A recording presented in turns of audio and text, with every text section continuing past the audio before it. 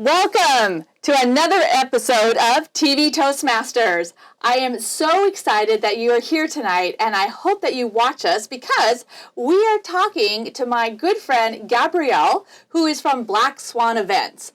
And Gabrielle does large events, she does small events, she does corporate events, but mostly she does weddings. And have you ever wondered what are like three main things that every person, every family needs to know when planning a wedding event? Well, Gabrielle here is here to tell us what those are. So let's welcome Gabrielle. Gabrielle, so good to see you. It's wonderful to see you again. I love it. So, Gabby. Yes. Tell me about what you do. Wow. I have the best job in the world. You do. Hands down, I got the coolest job you could ever ask for. I plan predominantly weddings. And tell me what you love about that. So what do you think is so cool, and what do you love about planning weddings and working with people on their wedding day? God bless you for thinking that I only work with them on their wedding day. Typically, we're working with clients about a year out because these are huge investments, and even the simplest of weddings is hundreds of hours in planning. For the family, for the couple, it's exciting, but wow. And in the next 5 years, from the time that couple has been engaged to when the 5 years beyond, the biggest investment they're going to make is their house. Second biggest investment they're going to make is that wedding. Oh my word. So how can we help couples not become completely overwhelmed and overburdened with the magnitude of planning a wedding? Are there a couple of really quick keys that we can throw out to people so they can avert from those, horrible wedding stories we've all heard of? I wish I could pull out a wedding Bible. There's tons of them. If you go to any bookstore, if you go online, there's all these, 12 keys to do this, 10 steps to the best wedding ever.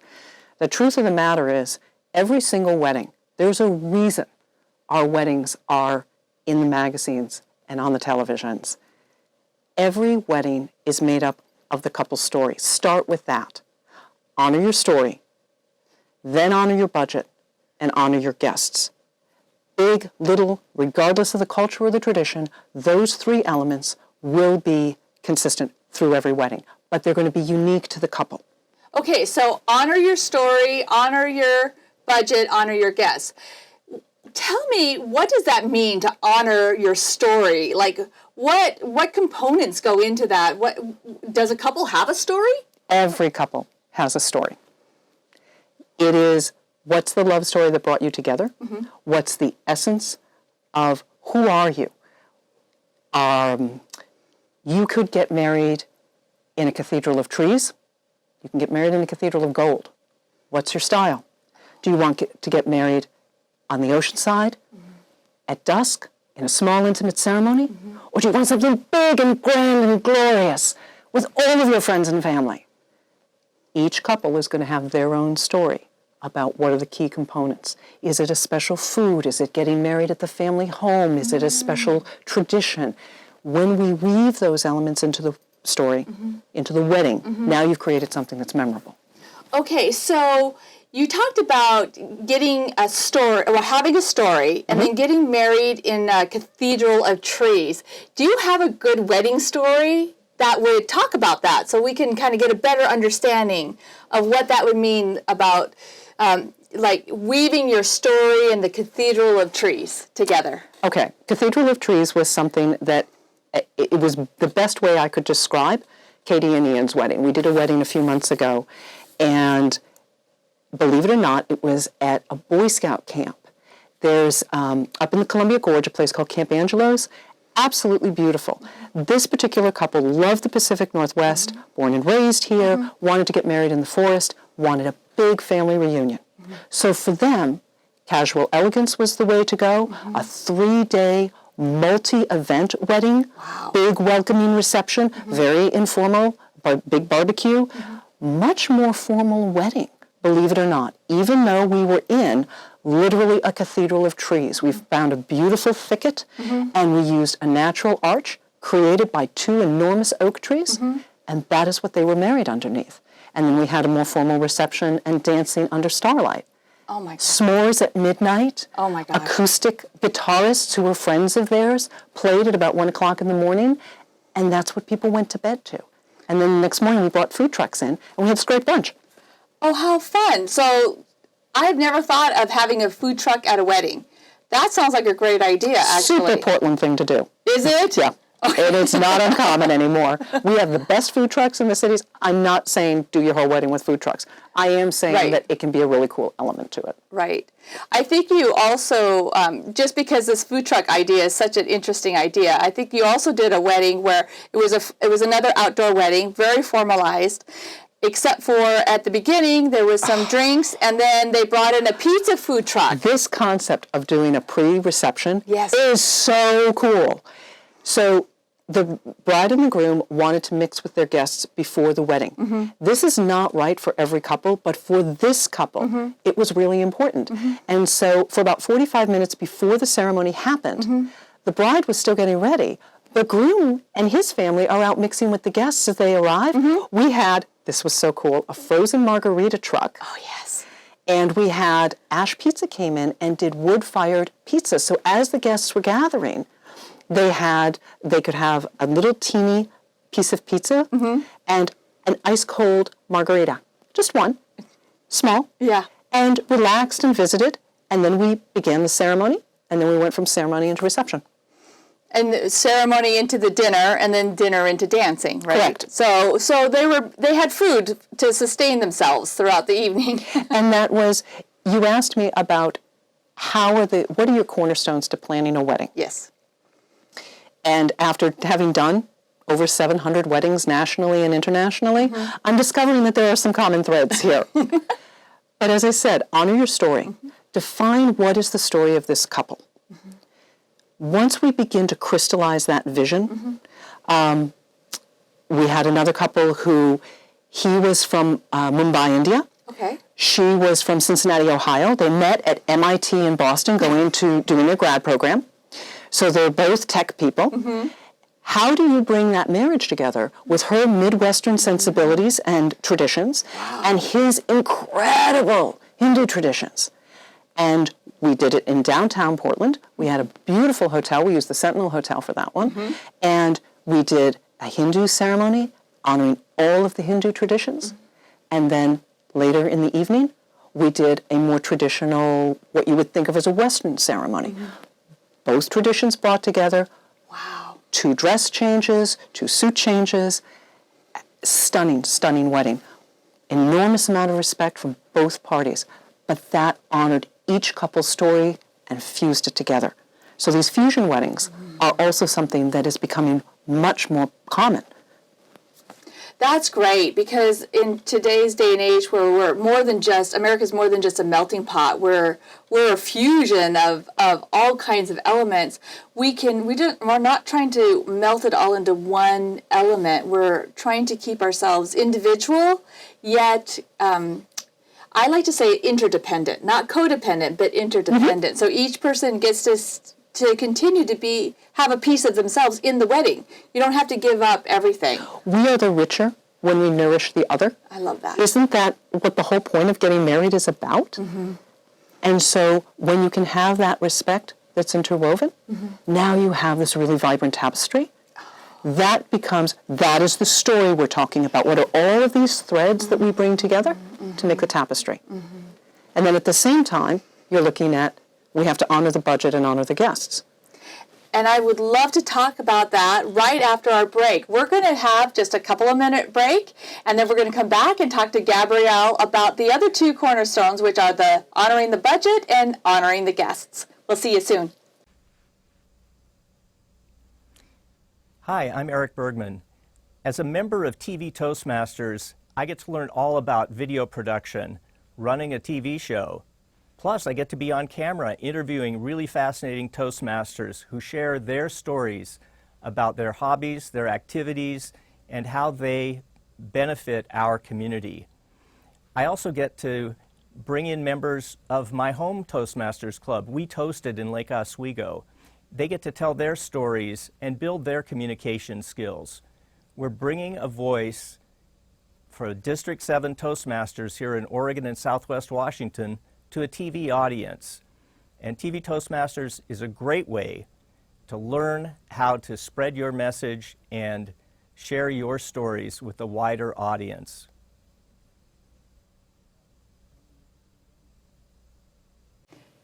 Welcome back to TV Toastmasters. We are talking today with Gabrielle, who owns actually Black Swan Events. And I've known Gabrielle for about 15 years. I've done some wedding events with her, and she is the premier, detail-oriented, superb wedding planner in the area. That's my humble opinion, but there we are. So Gabby is here. Thank you, Gabby, for being here. And we are talking about the three main cornerstones that every couple, every family needs to know or to think about when planning a wedding.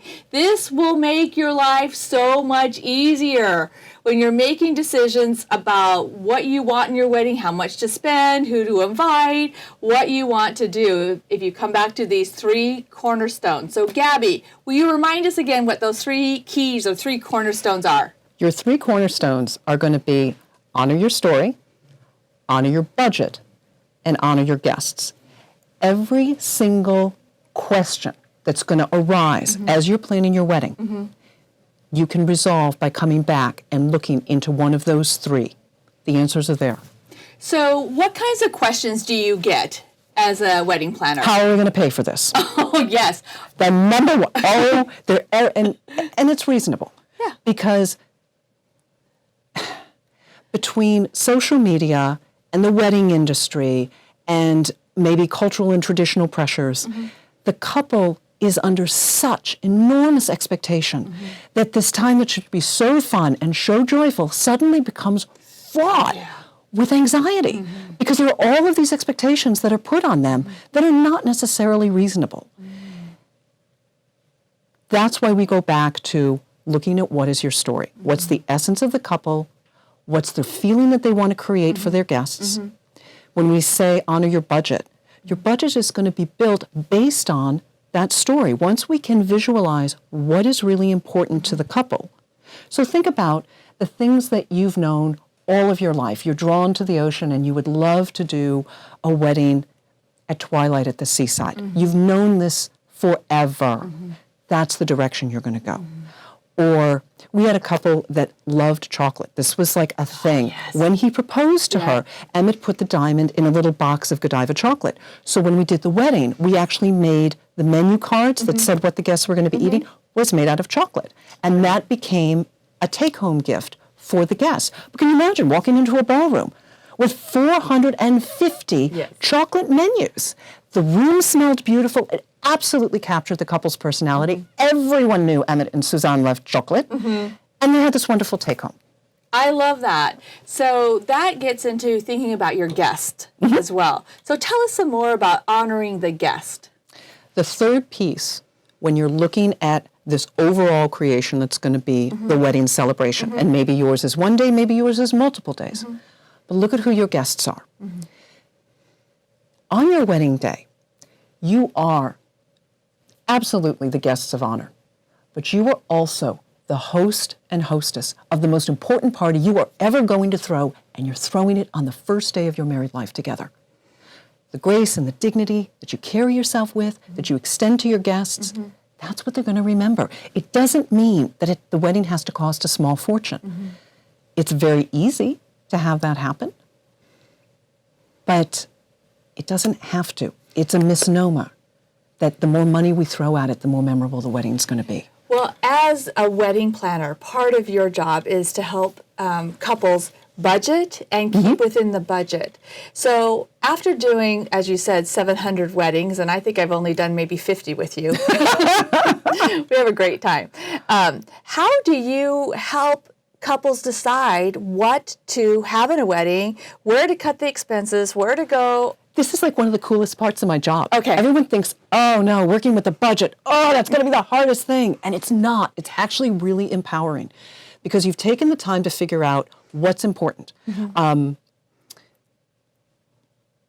chocolate for Emmett and Susan. Let's go back to that one. Okay. So They were paying for grad school. They were saving up for money. They had a little bit of money. House? Yes, to buy a house.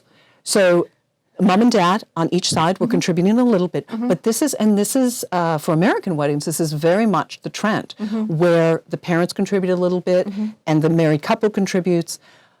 We did a smaller wedding for them. What was really important to them is they loved the Hotel Deluxe in downtown Portland. That's where they wanted to get married. Okay. We needed to create a wedding that was within their budget. There were physical restrictions because you can, at the absolute most, do 120 people. So they picked a venue that had limited the guest list. Okay. You're talking about how do we make a budget work. The two quickest ways to control the cost of the reception is control the guest count and control alcohol. If you decide to do a hosted open bar, fine, lovely bit of hospitality. Your guests are going to fully embrace it, and it will double the cost of your wedding. And that's awesome if your budget allows for it. But if it doesn't, how can we make that work? Maybe we host the beer and the wine and we do a beautiful signature drink. That's an easy way. You're still honoring your guest. You're creating beautiful hospitality. You're honoring your story because you're doing it somewhere that you really love. And you're honoring your budget because we're not putting you in the poorhouse or under crushing debt. Right.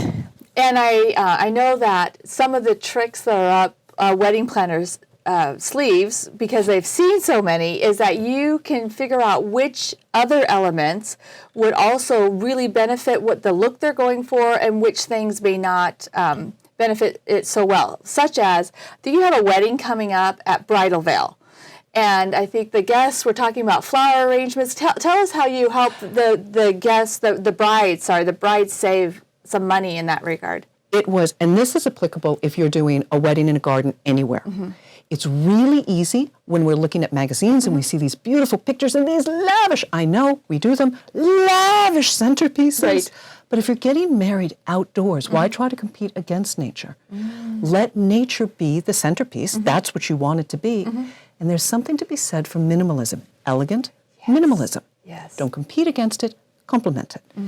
One direction we could have gone with that particular wedding were these incredibly lavish centerpieces. Another equally beautiful were we're doing lavender plants. And the guests will take home the lavender plants and be able to plant them in their gardens. And so it's a beautiful arrangement, but it's actually 4 little lavender plants that will go home with the guests who want them. So let me ask you a tough question. I know a lot of people have sticker shock when they see the prices of a wedding planner. And can you tell us about what it's like from your end and where the value for people to choose a wedding planner? I did not start in this industry as a wedding planner. I started as a food and beverage director. So I was the person on the other side running the catering operations I started with Marriott Hotels. And a wedding planner, an experienced wedding planner, is not a luxury. It's smart business because here's something to know. We get different prices. You will plan 1, maybe 2, maybe 3 weddings if you've got a couple kids. An experienced planner has literally got hundreds of weddings under their belt. So the people we do work with know we're going to make their job much easier, whether it's a rental company and we're ordering the right amount of rentals and they only have to do 1 invoice, whether it's the floral designers and we're going to do the design right the first time, we're not going back and redoing it over and over again. So the discounts that a planner gets should be passed on to the client who hired them. So if you're looking at using a planner, those are one of the questions you want to ask. Do you take, for lack of a better word, kickbacks? Yes, there can be sticker shock when you hire a wedding planner. Let me go back to that. There can be sticker shock. A good planner will often save you 20, maybe as much as 40% of their fees will come back to you in savings that they're going to get for you.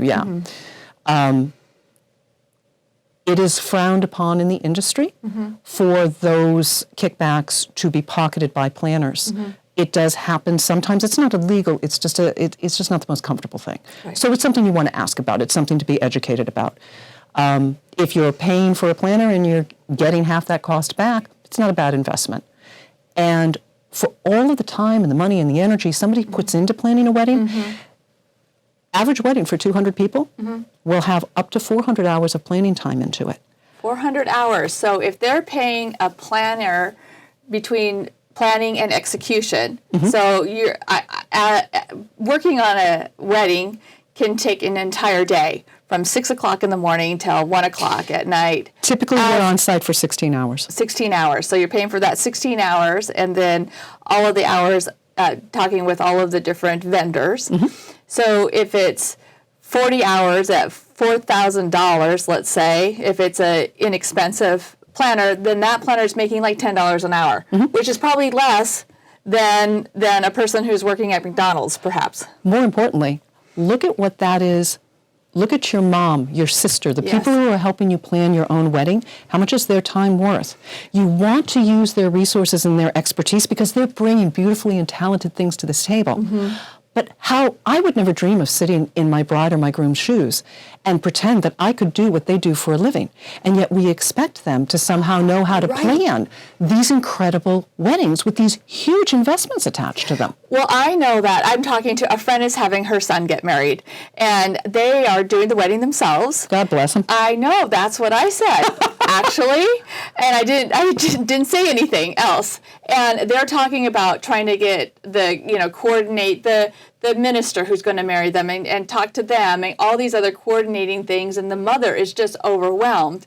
And I did mention that's why, it's, and who's going to call this person? Is the husband or the husband-to-be who's working, or the wife-to-be who is also working, and who's going to get all of that organized? And they're just overwhelmed. And I think in those situations, at least hiring a planner for a piece of that would be so much easier. If nothing else, find an experienced planner at the very beginning and sit with them, and they're going to educate you so that you can make the next best decisions. Spend a couple hours with the planner. They're going to help you crystallize your vision. They should do a first draft of your timeline. How on earth are you supposed to ask a photographer to write a bid for you or know what package to buy from him?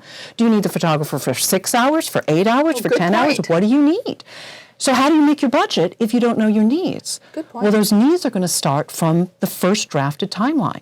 And within 90 minutes of sitting with an experienced planner, you should have a dream team, which is an assessment of what are you going to need, and it's based on your story. So we've defined your story. We figured out who do we need to make the story happen. Maybe some of those skills and knowledge and abilities you have within your own family unit. Deciding who you want to accept those gracious gifts from and who you don't, that's a whole nother thing. Well, and this is where I think what is so fun about being a planner is that you get to be kind of the go-between, the cushion between family members and what you want. So in the last 90 seconds, why don't you recap the 3 cornerstones, and if you have any last words that you want to give us.